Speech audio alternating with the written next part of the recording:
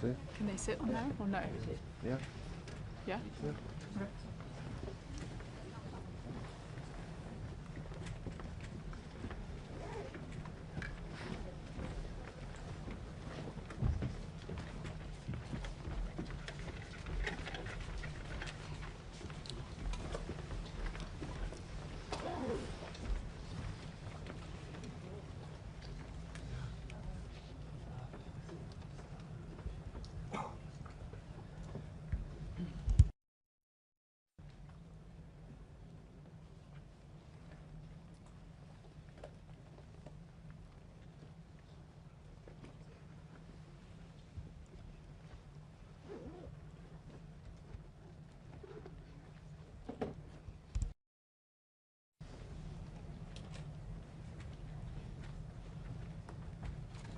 Good afternoon. It's been UK policy for decades that Iran can never be allowed to have a nuclear weapon. Over the weekend, the US removed to alleviate that threat.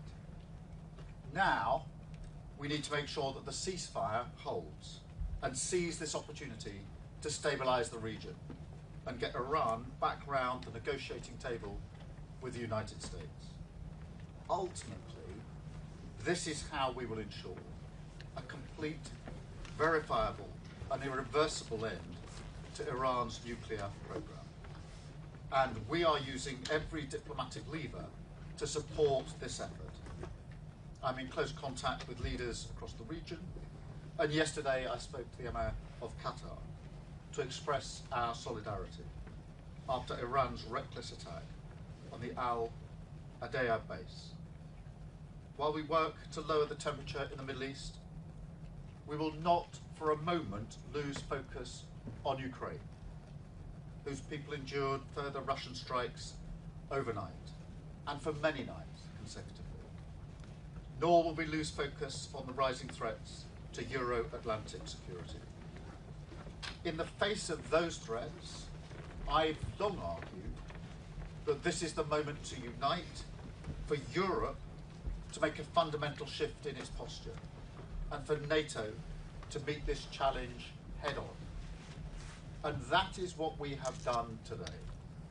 With the UK at the forefront, NATO allies have agreed a new defence investment pledge, raising defence and security spending to 5% of GDP by 2035, making NATO stronger, fairer, and more lethal than ever.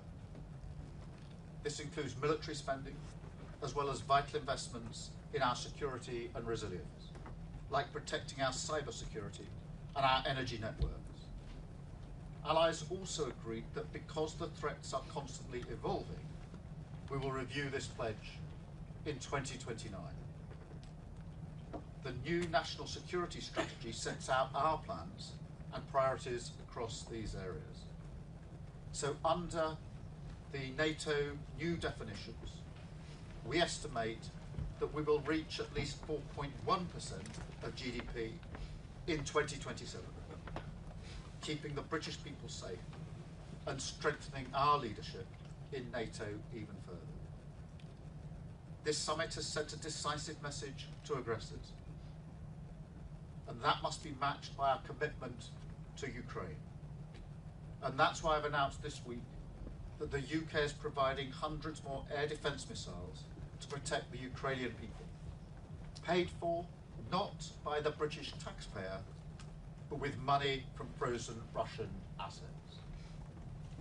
Last year, NATO allies pledged 40 billion euros of military aid for Ukraine. This year, Europe, Canada, and our Indo-Pacific partners will match that 40 billion commitment euros again for 2025. We are no longer just talking about burden sharing, we're delivering it in every area. And now we must seize the opportunity this creates to use this investment as a job-creating machine to renew our country, making working people better off and strengthen our security at the same time. So today, as the latest in a series of new investments, I can announce that we'll procure at least 12 F-35A fast jets, and we will make these UK aircraft available to bear nuclear weapons if necessary. Our continuous at-sea deterrent has long been declared to NATO alliance. And with this announcement, we're going further in response to growing nuclear threat. It marks the return of the RAF to nuclear deterrence for the first time in 3 decades, representing the biggest strengthening of our deterrence posture in a generation. And it will support no less than 20,000 jobs across the United Kingdom. Our commitment to NATO is unshakable, and so is our determination that greater security for our country must go hand in hand with better lives for working people. Thank you. And now I will take some questions from the media, and I think I'm starting with Beth.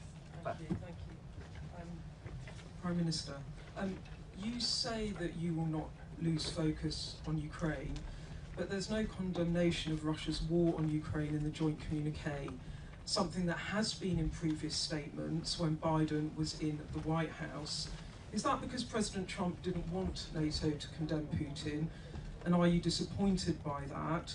And on your welfare bill back home, it's shaping up to be a huge test of your authority. If you can't govern your party, how do you govern the country? Thank you. Well, on the question of Ukraine, the position in NATO has not changed, nor has my position changed.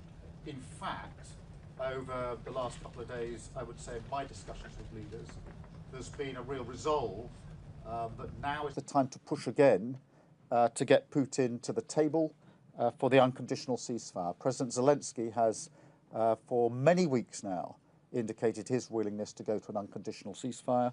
Now is the time for Putin, who's been dragging his heels, to come to the table. And there's been a lot of discussions with other leaders about seizing that moment to push forward on that initiative. On the question of welfare reform, we're committed to reforming our welfare system. It doesn't work, it traps people, and it has to be reformed. And it also has to ensure that we've got a welfare system that is fit for the future. And that is why there will be a vote, and we will press ahead with the reforms. Thank you. Can I go to Chris Mason?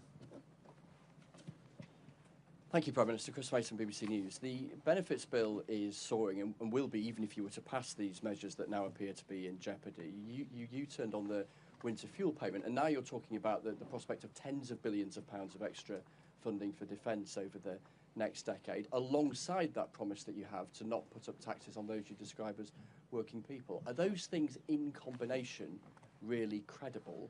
And if I may, opposition to your benefits changes is growing. Are you willing to compromise? Well, let me take the funding position head on, because we made a commitment in our manifesto to raise defence spending to 2.5% during the course of the Parliament. We then brought that forward to 2027, 2028. And as I did that, I announced where the spending would come from, and it comes from the Overseas Development Aid Fund, not from tax rises. And the same challenge was put to me then, that we would have to tax rise, and we didn't. We made the difficult but right decision in relation to that funding. We have a commitment in our manifesto not to raise taxes on working people, and we will keep to that commitment. But it is right that I reiterate that the first duty of the Prime Minister is to keep the country safe, and that is a duty I take extremely seriously. These are volatile times, and I'm really pleased here at NATO that has been the mood of the summit, and this has been a strengthening of NATO, not just numerically with new members coming this time for their second summit, but a stronger NATO, and a real sense of resolve and purpose coming out of today with the commitment in relation to the 5%.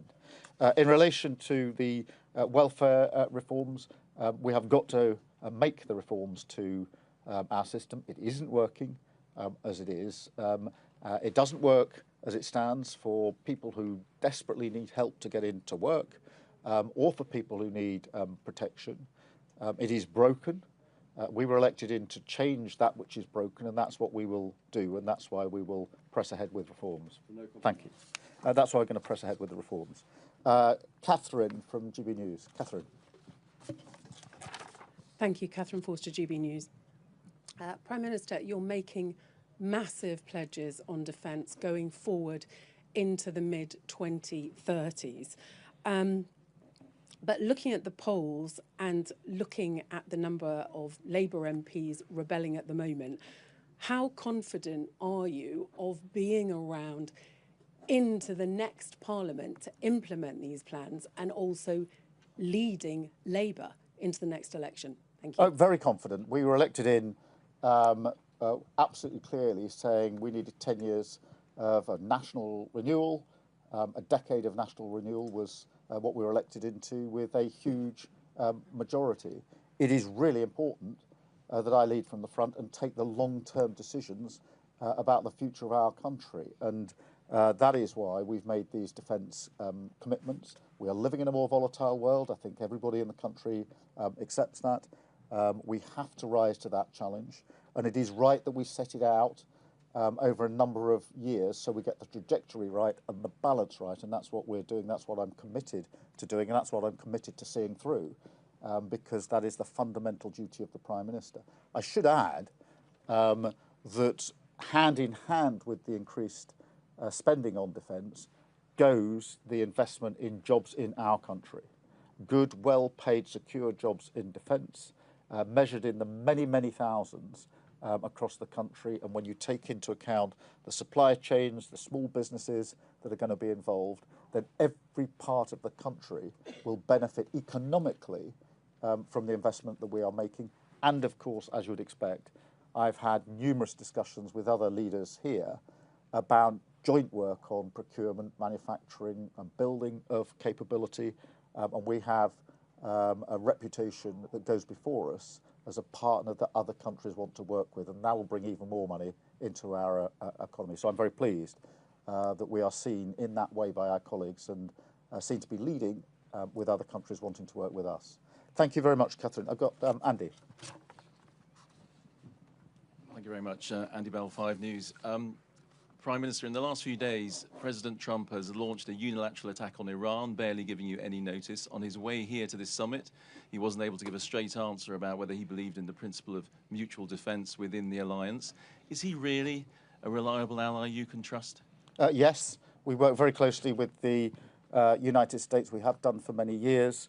Our teams are constantly talking to each other, as they were throughout last week.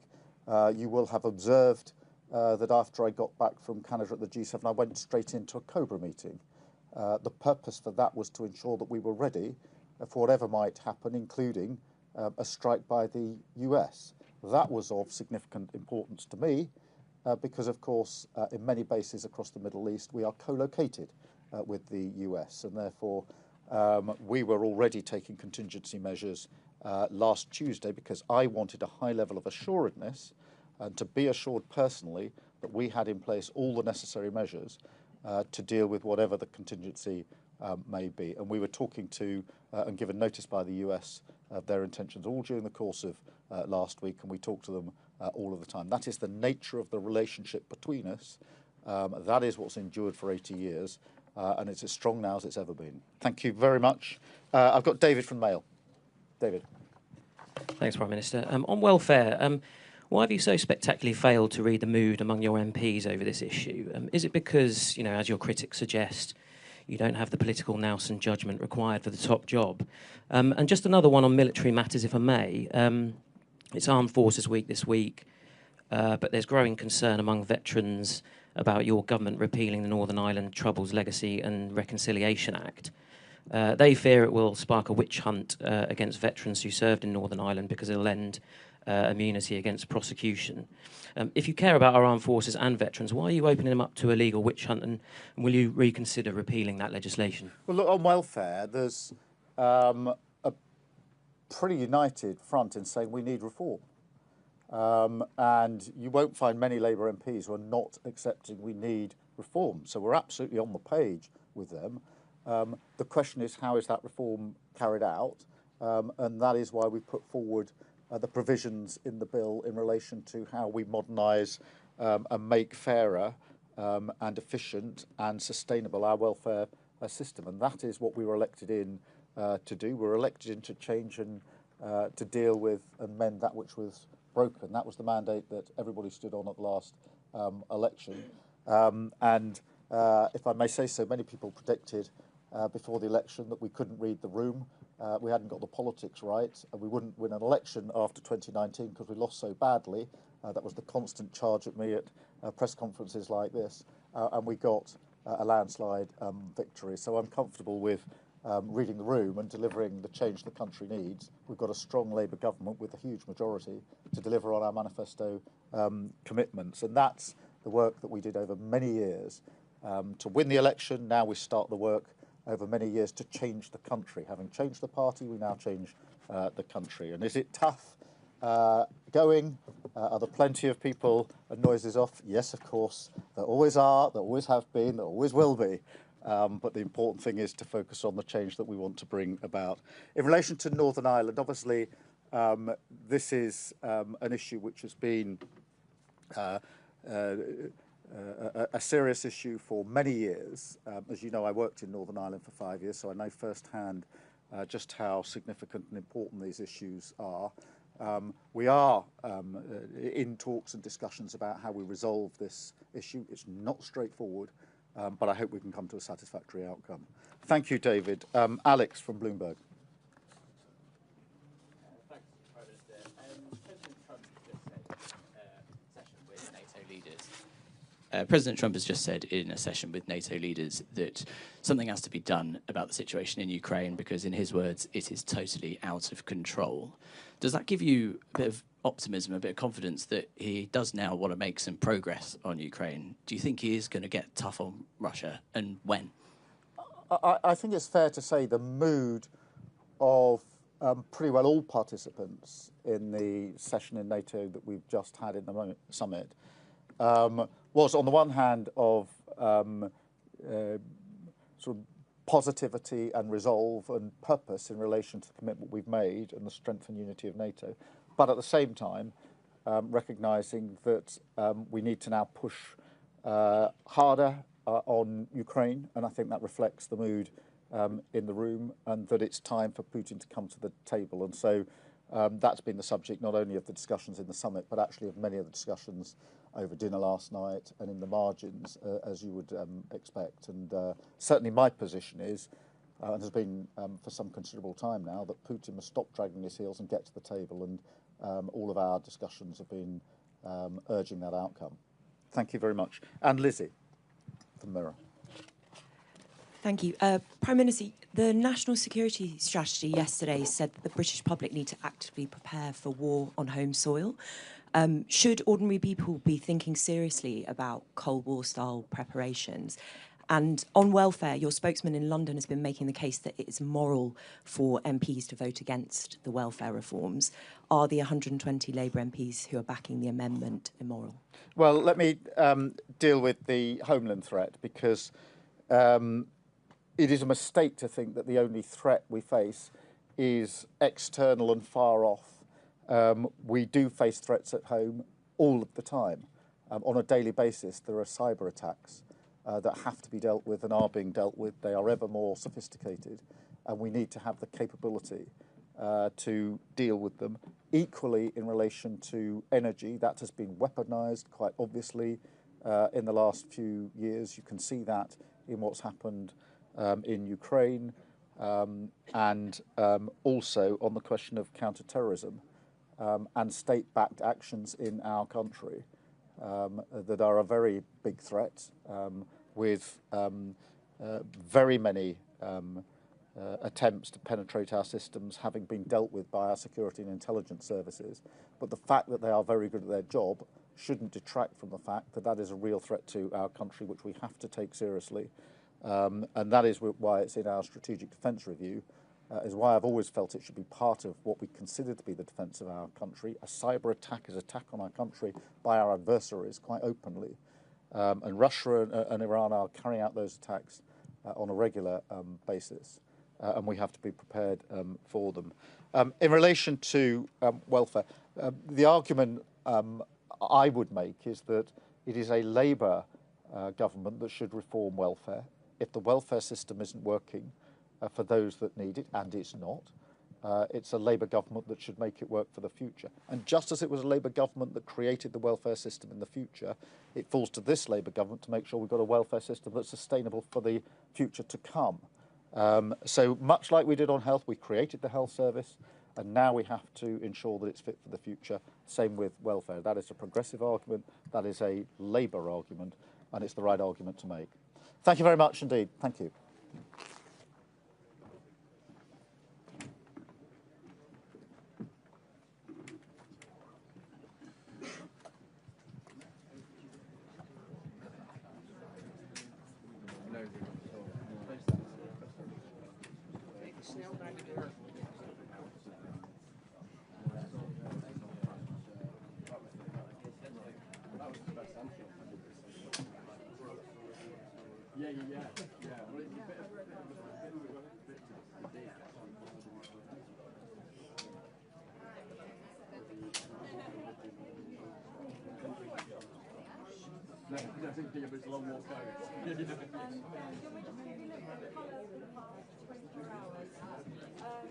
So last night I was happy to wait dinner.